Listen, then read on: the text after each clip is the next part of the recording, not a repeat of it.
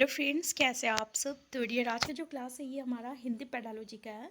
और आज की क्लास में हम लोग ये डिस्कस करेंगे कि हमारे सीटेट में हिंदी पेडालॉजी से कोई क्वेश्चन जो है कैसे देखने को मिलता है। ठीक है, तो चलिए हम लोग स्टार्ट करते हैं आज का क्लास। पहला क्वेश्चन है, छात्रों को उपचारात्मक शिक्षण प्रदान करने की सबसे सुगम विधि है। पहला ऑप्शन है छात्रों के अधिगम संबंधी दोषों एवं कमजोरियों का निदान करना। दूसरा है छात्रों के व्यक्तिगत भिन्नताओं के आधार पर उन्हें विभिन्न समूहों में विभाजित करके उनके लिए शिक्षण की व्यवस्था करना। देखिए, ये तो ऑप्शन बिल्कुल गलत है, क्योंकि अभी हम लोग समायोजित शिक्षण के बारे में देखे हैं, पढ़े हुए हैं। ठीक है, जिसको हम लोग इंक्लूसिव एजुकेशन कहते हैं, जिसमें हर बच्चे को जो है हमें साथ सम्मिलित करना है। तो उस चीज़ को जो है ये तोड़ता है, मतलब कि हमारा जो एजुकेशन है वो इंक्लूसिव एजुकेशन, समायोजित शिक्षा को के बारे में बात करता है। जबकि ये बोल रहा है कि उन्हें अलग अलग ग्रुप में डिवाइड करना और फिर उसके लिए अलग शिक्षा व्यवस्था करना। तो ये तो बिल्कुल स्टेटमेंट गलत है। ठीक है, तो ये स्टेटमेंट गलत हो गया। नेक्स्ट है प्रत्येक छात्र के अधिगम संबंधित दोषों का व्यक्तिगत रूप से अध्ययन कर उन्हें दूर करना। अब ये तो पॉसिबल नहीं है। आपके क्लास में 50 बच्चे हैं और आप सारे बच्चे को अलग अलग तरीके से आप देखोगे और फिर उसका व्यक्तिगत रूप से आप उससे अध्ययन कराओगे, तो ये करना जो है बिल्कुल इम्पॉसिबल है। तो देखिए क्या है, छात्रों के अधिगम संबंधित दोषों एवं कमजोरियों का निदान करना। हमारा आंसर 1 जो रहेगा ये इसका करेक्ट आंसर हो जाएगा। ठीक है, नेक्स्ट है प्रचलित भाषा संबंधी नियमों की व्याख्या ही व्याकरण है। महर्षि पतंजलि, श्रीट महोदय, डॉक्टर जेगर और कामता प्रसाद। यानी ये स्टेटमेंट किसके द्वारा दिया गया है, तो ये आपका डॉक्टर जेगर के द्वारा दिया गया है। और थोड़ा सा हम आपको बता दें कि इस तरीके के क्वेश्चन जो है बहुत कम देखने को मिलता है, इसलिए ऐसे क्वेश्चन के लिए हमें टाइम वेस्ट नहीं करना है। तो डॉक्टर जेगर ने ये स्टेटमेंट को दिया था। नेक्स्ट है कविता शिक्षण में गीत प्रणाली का प्रयोग किस स्तर पर करना सावधानिक उपयोगी होता है। प्राथमिक कक्षा स्तर, माध्यमिक कक्षा स्तर, उच्च कक्षा स्तर, उच्चतर माध्यमिक कक्षा स्तर। तो हमारा करेक्ट आंसर क्या हो जाएगा, यहाँ पे प्राथमिक कक्षा स्तर हो जाएगा। ठीक है, यानी कविता शिक्षण में गीत प्रणाली का प्रयोग जो है हम लोग प्राथमिक कक्षा स्तर में करते हैं। नेक्स्ट है कविता शिक्षण की डैश प्रणाली उच्चतर माध्यमिक कक्षाओं के छात्रों के लिए हितकारी है। और कविता शिक्षण की डैश प्रणाली यानी कविता शिक्षण का कौन सा प्रणाली जो रहेगा जो कि हम लोग उच्चतर माध्यमिक कक्षाओं के लिए वो मतलब कि उपयोगी रहेगा। तो कौन सा रहेगा, तो देखिए हमारा करेक्ट आंसर हो जाएगा पहला है गीत, समीक्षा, अर्थकथन, व्याख्या। तो समीक्षा हो जाएगा, आंसर बी हो जाए 2 हो जाएगा। ठीक है, आंसर 2। नेक्स्ट है भाषा सीखने के लिए कौन सा कारक सावधानिक महत्वपूर्ण है। समृद्ध भाषिक वातावरण, भाषा के व्याकरणिक नियम, पाठ पर आधारित प्रश्नोत्तर और भाषा के पाठ्य पुस्तक। अब यहाँ पे भाषा सीखने के लिए एक छोटे बच्चे जो होते हैं 2-3 साल के, वो भाषा बोलना सीख जाते हैं। क्या व्याकरणिक नियम को पढ़ते हैं? नहीं भाई, ऐसा नहीं करते। क्या वो कोई किताब पढ़ते? नहीं पढ़ते। क्या वो उसे क्वेश्चन आंसर पढ़ाया जाता है? नहीं पढ़ाया जाता।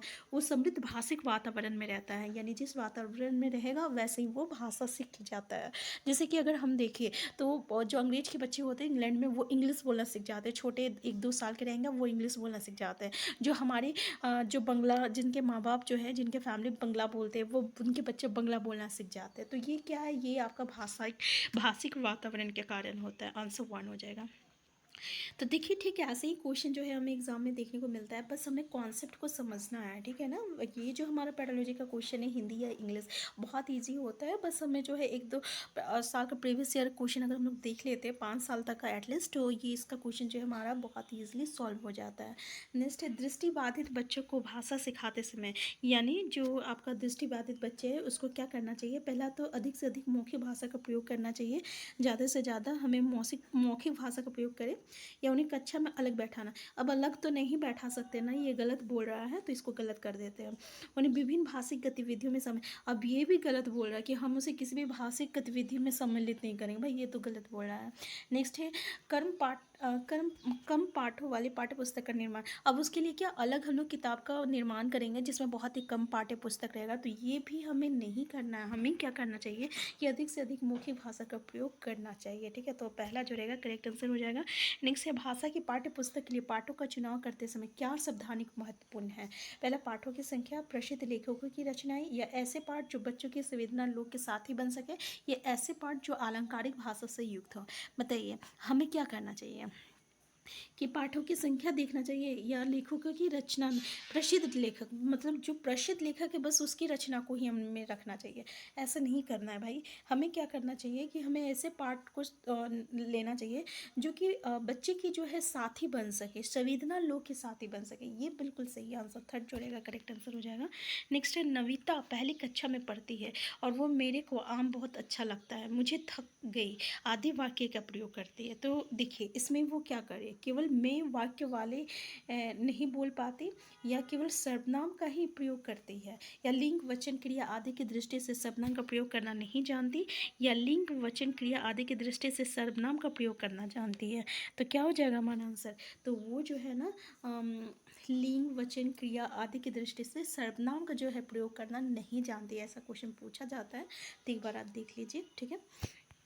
नेक्स्ट क्वेश्चन है, कक्षा में अध्यापक कक्षा शिक्षण के उपरांत पाठ्य सामग्री को आधार बनाकर छात्रों से प्रश्न पूछता है। छात्रों के उत्तर से इस तथ्य का मूल्यांकन हो जाता है कि छात्रों को वर्तनी का ज्ञान है या नहीं, छात्रों के लेखन कौशल का मूल्यांकन करना, या छात्रों ने सुनकर विषय वस्तु को ग्रहण किया है या नहीं, या उपयुक्त में से कोई नहीं। तो देखिए हमारा आंसर क्या हो जाएगा, यहाँ पे क्या बोला है कि छात्रों को वर्तनी का ज्ञान है कि नहीं, या छात्रों के लेखन कौशल का मूल्यांकन करना, या छात्रों ने सुनकर विषय वस्तु को ग्रहण किया। बिल्कुल सही है, किया है या नहीं, कि छात्र जो है जो सुना, ठीक है ना, उसको वो चीज़ को वो ग्रहण किया है कि नहीं, ये चीज़ को देखा जाता है। आंसर थर्ड हो जाएगा। तो आप प्लीज़ कमेंट बॉक्स में बताइएगा कि आपको हमारी आवाज़ जो है क्लियर आ रहा है या नहीं, या आवाज़ से वॉइस प्रॉब्लम अगर कुछ भी होगा तो आप कमेंट बॉक्स में ज़रूर बताइएगा। नेक्स्ट है, भाषा शिक्षण के संदर्भ में निम्नलिखित में से कौन से पाठ्य पुस्तक की उपयोगिता है। पहला है, पाठ्य पुस्तक शिक्षा का मार्गदर्शन करती है। दूसरा, पुस्तकें ज्ञान प्राप्ति का सशक्त साधन है, पुस्तकों के सहारे व्यक्ति बिना गुरु के भी अपना ज्ञान अर्जन कर सकता है। नेक्स्ट है, पुस्तक मौलिक चिंतन की सशक्त पृष्ठभूमि तैयार करती है, उपयोग सभी। तो देखिए हमारा आंसर क्या हो जाएगा यहाँ पे, कि पुस्तक जो है मौलिक चिंतन की सशक्त पृष्ठभूमि तैयार करती है, सही है, और शिक्षा का मार्गदर्शन भी करती है, और ज्ञान प्राप्ति का सशक्त साधन है, सारे व्यक्ति बिना गुरु के भी अपना, बिल्कुल सही है, हमारा आंसर फोर जो रहेगा करेक्ट आंसर हो जाएगा। तो देखिए आज का क्लास हम यहीं तक रखते हैं, हम फिर मिलते हैं नेक्स्ट क्लास में। Thank you.